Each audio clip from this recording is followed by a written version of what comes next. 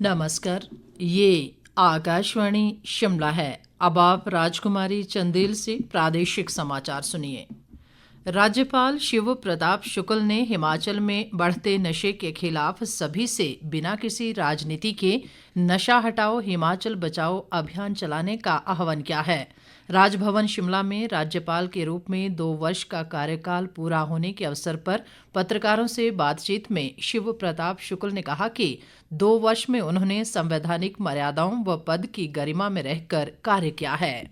आज मेरा हिमाचल के लोगों के बीच 2 वर्ष का कार्यकाल पूरा हुआ। मुझे प्रसन्नता इस बात की है कि हिमाचल प्रदेश में आप लोगों का मुझे बहुत ही सहयोग। यहाँ आने के बाद हमने अपने को पूरी तौर पर संविधान के दायरे में रखा। राजभवन की क्या गरिमा होती है, मेरा हमेशा यह प्रयत्न रहा कि मैं राजभवन के उस गरिमा को पद के साथ बनाए रखूं और मैं समझता हूं कि शायद उसमें मैं सफल भी हूं। हमने अपने को पूरी तौर पर संविधान के दायरे में ही बात करके रखा।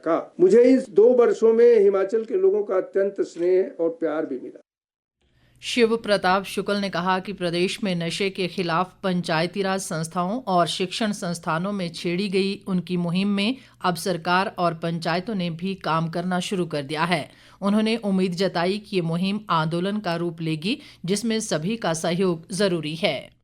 पुलिस अपने स्तर पर काम कर रही है, लेकिन मैंने फिर यही कहा है केवल पुलिस ही इसको कर पाएगी, ऐसा संभव नहीं है। इस नशे के विरुद्ध अभियान में कोई राजनीति नहीं होनी। इस नशे के विरुद्ध काम करने के अभियान में सभी राजनीतिक दलों को हिमाचल बचाओ नशा भगाओ इसके लिए काम करना चाहिए कि नशे को भगाएंगे हिमाचल को बचाएंगे। राज्यपाल ने कहा कि केंद्र सरकार हिमाचल को भरपूर सहयोग दे रही है और राज्य सरकार को अपने अंशदान पर ध्यान देना चाहिए। राज्यपाल ने कहा कि केंद्र से तालमेल बनाकर ही प्रदेश आगे बढ़ सकता है।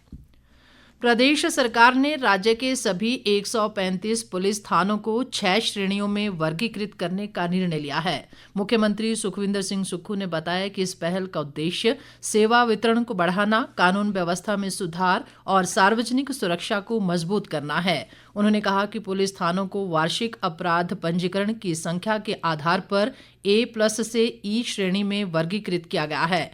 मुख्यमंत्री ने पुलिस विभाग को नए वर्गीकरण के अनुसार पद भरने और पुलिस बल को तैनात करने के निर्देश दिए हैं, ताकि आपराधिक घटनाओं पर अंकुश लगाकर कानून व्यवस्था को प्रभावी रूप से लागू किया जा सके।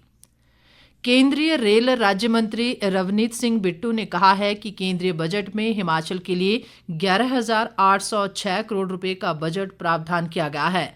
शिमला में एक पत्रकार वार्ता को संबोधित करते हुए उन्होंने कहा कि केंद्र सरकार ने बजट में विकसित भारत 2047 का रोड मैप देश के सामने रखा है और इसमें हर वर्ग का ध्यान रखा गया है। रवनीत सिंह बिट्टू ने कहा कि प्रधानमंत्री नरेंद्र मोदी के नेतृत्व में केंद्र सरकार हिमाचल के विकास के लिए प्रतिबद्ध है और ये बजट राज्य को नई ऊंचाइयों तक ले जाने में सहायक होगा। 11,806 करोड़ ये हिमाचल के लिए 332% इंक्रीज है जो सेंटर से टैक्स शेयर जो है हिमाचल को मिल रहा है। एक अडान स्कीम में हमें जरूर बहुत बड़ा लाभ होगा। हेलीपैड्स जहां भी अच्छी जगह होगी इसके लिए उड़ान स्कीम में अलग इंडस्ट्री को बूस्ट करने के लिए अलग अलग रखे हैं। तो यहाँ पे हिमाचल में हेलीपैड जहां भी जरूरत होगी उसका जरूर हमें लाभ होगा। Tourism and Dharamshala Kullu Manali and Lahaul Spiti इसके ऊपर खास तौर पे बुद्धिस्ट सर्किट के ऊपर यहाँ पे फोकस दिया जाएगा। उप मुख्यमंत्री मुकेश अग्निहोत्री ने जलवायु परिवर्तन की चुनौतियों का सामना करने के लिए पहाड़ी राज्यों के लिए विशेष नीति अपनाने की आवश्यकता पर बल दिया है। वे आज राजस्थान के उदयपुर में आयोजित 2 दिवसीय all India state water ministers conference में बोल रहे थे। उप मुख्यमंत्री ने इंडिया 2047 जल सुरक्षित राष्ट्र विषय पर अपने संबोधन में जल संकट, जलवायु परिवर्तन के प्रभावों और नवाचार आधारित समाधान की आवश्यकता को रेखांकित किया, जिससे जल प्रबंधन को अधिक स्थायी बनाया जा सके।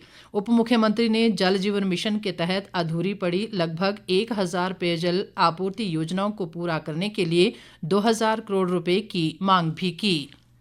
प्रदेश कांग्रेस अध्यक्ष प्रतिभा सिंह ने बढ़ते नशे के प्रचलन पर अंकुश लगाने के लिए लोगों से एकजुट होकर आगे आने का आग्रह किया है। शिमला से जारी एक बयान में उन्होंने भाजपा से इस गंभीर समस्या पर राजनीति हित न साधने और बढ़ते नशे के खिलाफ सरकार व समाज को अपना पूरा सहयोग देने का अनुरोध किया है। इसके साथ ही ये समाचार बुलेटिन समाप्त हुआ। हमारा अगला बुलेटिन आप सुन सकते हैं शाम 7:45 पर। नमस्कार।